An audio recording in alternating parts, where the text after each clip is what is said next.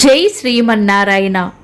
ఈరోజు మన అందరికీ అన్ని శుభాలే కలగాలని కోరుకుంటూ ముందుగా ఒక మంచి మాట చెప్పుకొని ఈరోజు పంచాంగం, ఈరోజు ప్రత్యేకతలు, ఈరోజు దినఫలాలు చూద్దాం.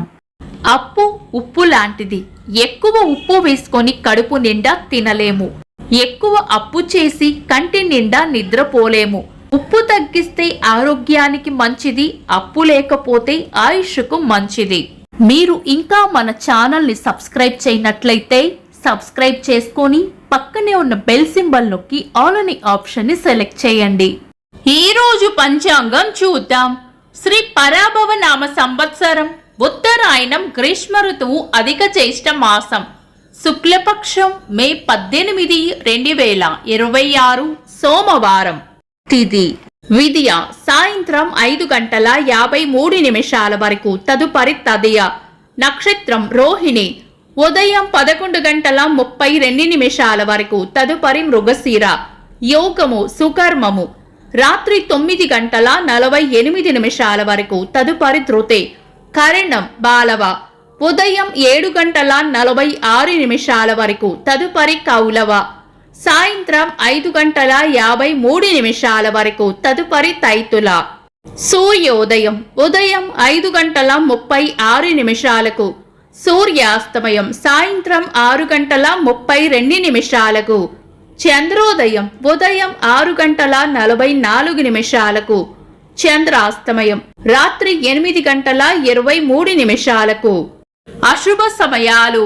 రాహుకాలం ఉదయం 7:13 నుండి 8:50 వరకు. యమగండం ఉదయం 10:27 నుండి మధ్యాహ్నం 12:04 వరకు. గుళిక కాలం మధ్యాహ్నం 1:41 నుండి 3:18 వరకు. దుర్ముహూర్తం మధ్యాహ్నం 12:30 నుండి 1:22 వరకు. తిరిగి మధ్యాహ్నం 3:05 నుండి 3:57 వరకు. వర్జము సాయంత్రం 4:28 నుండి 5:53 వరకు. శుభ సమయాలు. అమృత గడియలు ఉదయం 8:44 నుండి 10:08 వరకు. తిరిగి రాత్రి 12:56 నుండి 2:20 వరకు. అభిజిత్ ముహూర్తం ఉదయం 11:38 నుండి మధ్యాహ్నం 12:30 వరకు. బ్రహ్మ ముహూర్తం తెల్లవారుజామున 4:07 నుండి 4:52 వరకు. శుభ గడియలు ఉదయం 9:41 నుండి 10:26 వరకు.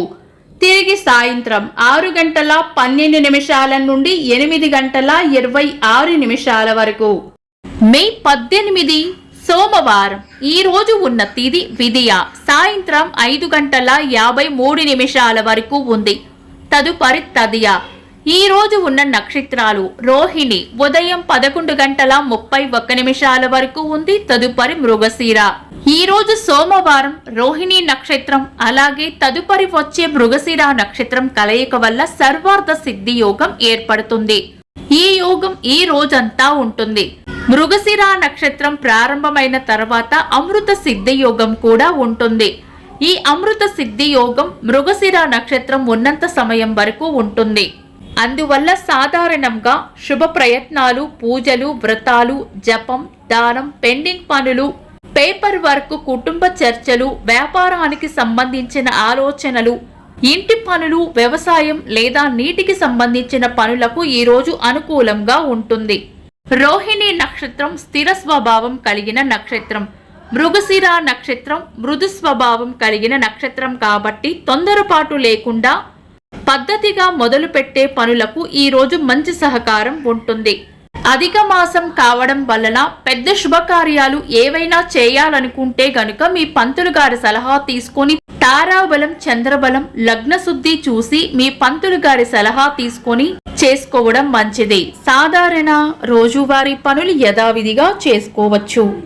చంద్రుడు ఈ రోజు రాత్రి 10:05 వరకు వృషభ రాశిలోను, తదుపరి మిథున రాశిలోను, సూర్యుడు వృషభ రాశిలోను ఉంటారు. చంద్రాష్టమం ఈ రోజు రాత్రి 10:05 వరకు తులా రాశి వారికి, తదుపరి వృశ్చిక రాశి వారికి చంద్రాష్టమం ఉంటుంది. చంద్రబలం ఈ రోజు రాత్రి 10:05 వరకు చంద్రబలం ఉన్న రాశులు వృషభం, కర్కాటకం, సింహం, వృశ్చికం, ధనుస్సు, మీనం. తదుపరి చంద్రబలం ఉన్న రాశులు మేషం, మిథునం, సింహం, కన్య, ధనుస్సు, మకరం. వీక్షకులకు సరదాగా ఒక చిన్న ప్రశ్న. ఈ రోజు సూర్యోదయం ఎన్ని గంటలకు కామెంట్స్ లో తెలపండి.